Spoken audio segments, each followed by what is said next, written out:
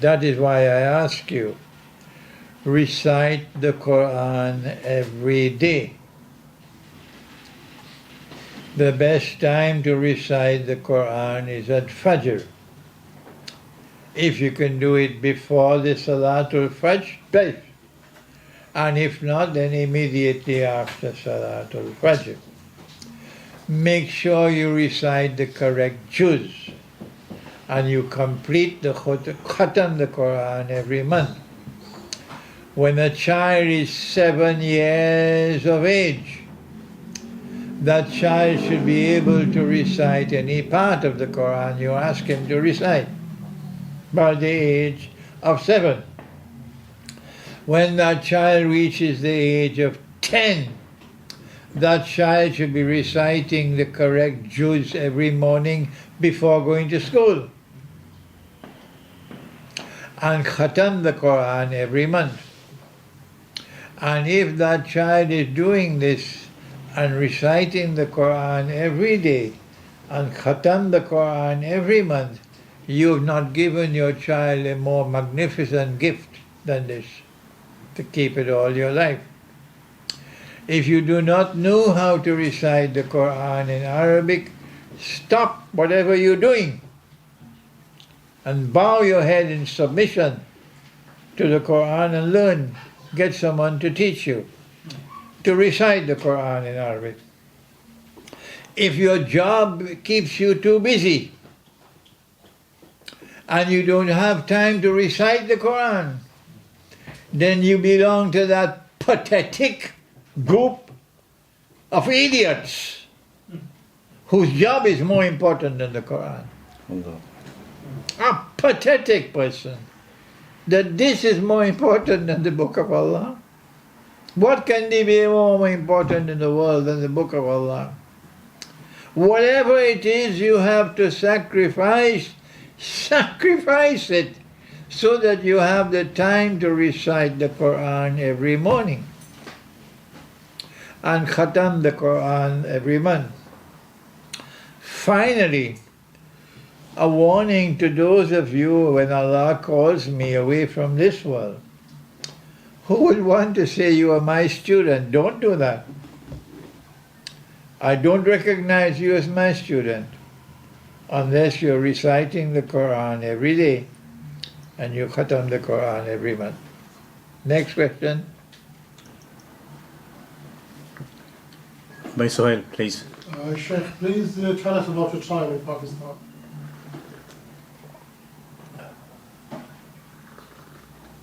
Sorry, could you repeat, please? Please tell your time in Pakistan. He wants to know about the time you spent in Pakistan. I was a student at Al-Azhar University Recent, sorry. in Cairo at the age of 21. And I was inspired to go to Egypt at the age of 18 when an Islamic scholar left Pakistan and came to the island of Trinidad. And I had attended the best college in the country. My father was a school principal and devoted a lot of attention to my education. And when I listened to this scholar who came from Pakistan, I was introduced to a model of scholarship that dazzled me. Dazzled me. He was comfortable explaining physics and biology and astrophysics as he was with explaining social problems and so on, sociology, psychology, a versatile scholar. And when I went to Egypt, I couldn't find that caliber of scholarship at Al-Azhar, although I spent 1 year. And I was planning to leave Egypt when that scholar invited me to Pakistan. He wanted to establish an institute of Islamic studies which would be quite different from your Darul Uloom. the kind of Institute of Islamic Studies that Dr. Muhammad Iqbal would have wanted. But when I arrived, the institute had not as yet started, and I was the first student. So because of me, they started classes. And while I was his student, I had to study the philosophy of history. And he brought a philosopher to teach the philosophy of history. That's not taught in any Darul Uloom. Because of the philosophy of history that I studied, that's how I'm pioneering Islamic eschatology now. He brought a scientist to teach us the philosophy of science. An eminent scientist came to teach us the philosophy of science. He brought one of Pakistan's most eminent philosophers to come and teach us different subjects in comparative religion. And that's how I wrote my book, Islam and Buddhism in the Modern World. But most of all, he taught us the methodology for the study of the Quran. The methodology, how to study the Quran.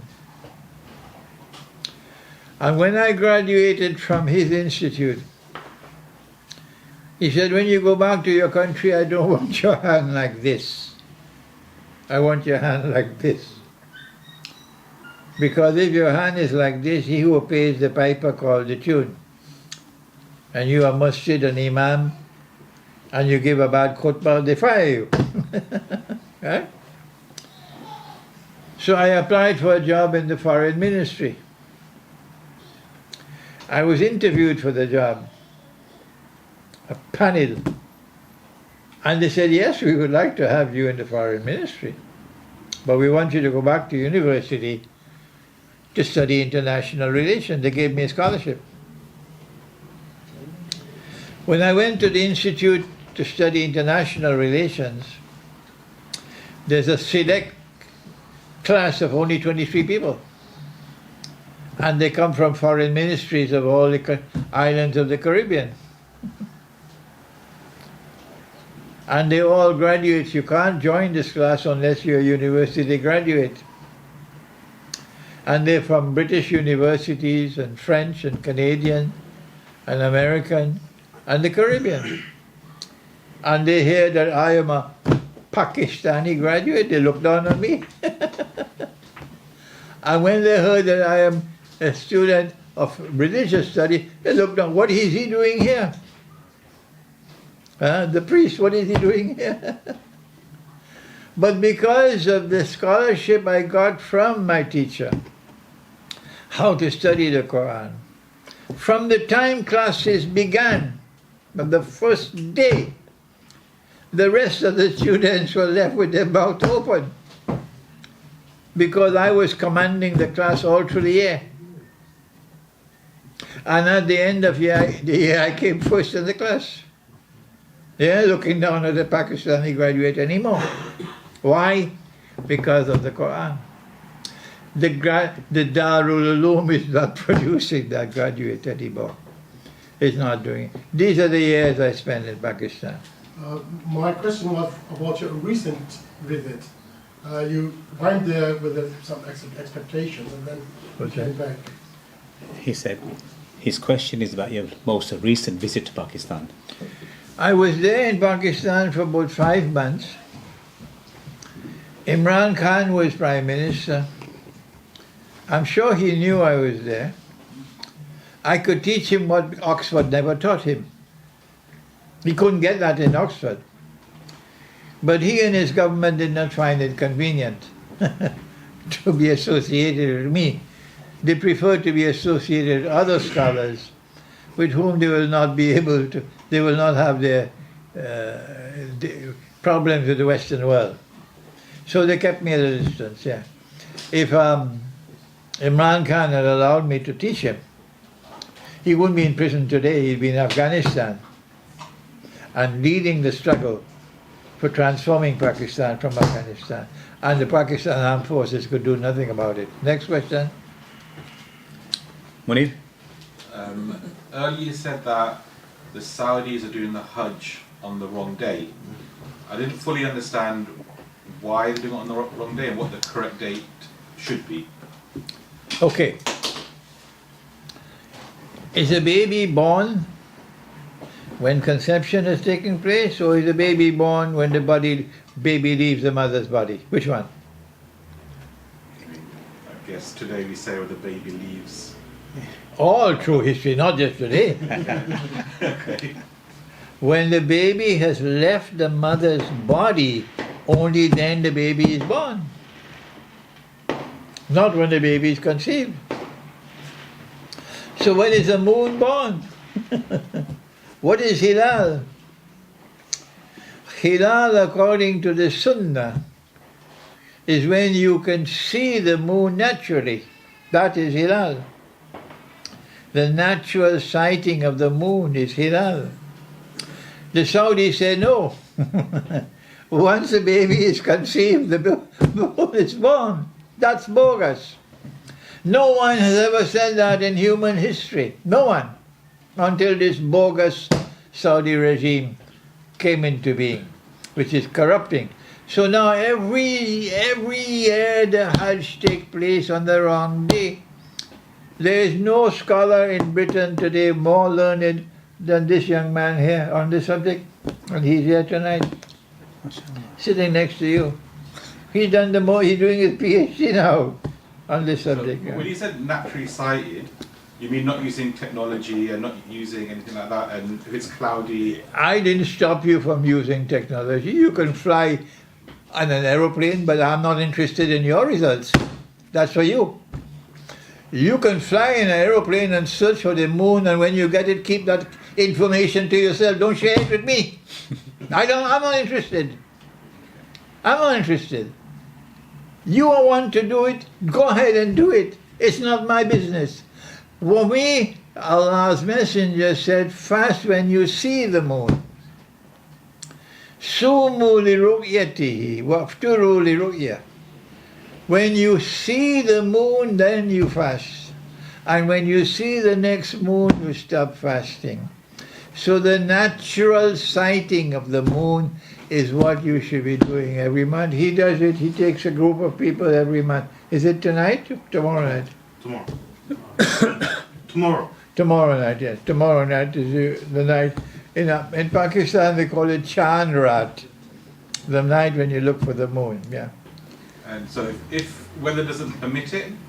If you do not see the moon, then the Quran, the Prophet said, the month will continue for 30 days. 30 days. For one more day. So the month will have 30 days. Okay? The month will then have automatically 30 days. Any more questions? Brother, let me go to Hifza, because Brother Hifz, We want to hear from you what's your opinion or what you have to say about Allama Muhammad Iqbal. Last time when I listened to you, they were very, encouraging. So I have my friend here with me, he wants to listen to that. you want to hear from me or from the Sheikh? From the Sheikh. Okay. The brother is asking, he wants to hear from you about one of our previous Sheikhs, Dr. Allama Iqbal, about his Dr. qualities. Iqbal. Yeah. The most magnificent thing about Dr. Iqbal is how he went to the Quran to look for knowledge. His methodology for approaching the Quran for knowledge. Dr. Iqbal never believed that knowledge is a box which is already sealed, and you simply have to transfer it from one generation to another. That, unfortunately, is the Darul Uloom. Dr. Iqbal would turn to the Quran with a critical mind, with an original mind, and look for new knowledge in the Quran. And that is what makes him stand out separately from the rest. Number two, Iqbal studied modern Western civilization and did it in the light of the Quran. He studied politics, although he was a philosopher. He studied political history. And he said what no Pakistani politician dares to say. He said about the League of Nations, which preceded the United Nations. He said the League of Nations is a league of thieves. Yes, the League of Nations is a league of thieves. Can you imagine what is the man in Pakistan now? Sharif. Can you imagine Sharif saying that the United Nations is a nation of thieves? Eh? They don't have the courage to do what Iqbal did. All right? Iqbal said about this ummah, he said this ummah stopped thinking 500 years ago. Yes, that's Iqbal. And I honor him and I respect him even though Iqbal made mistakes, with like mountains of mistakes.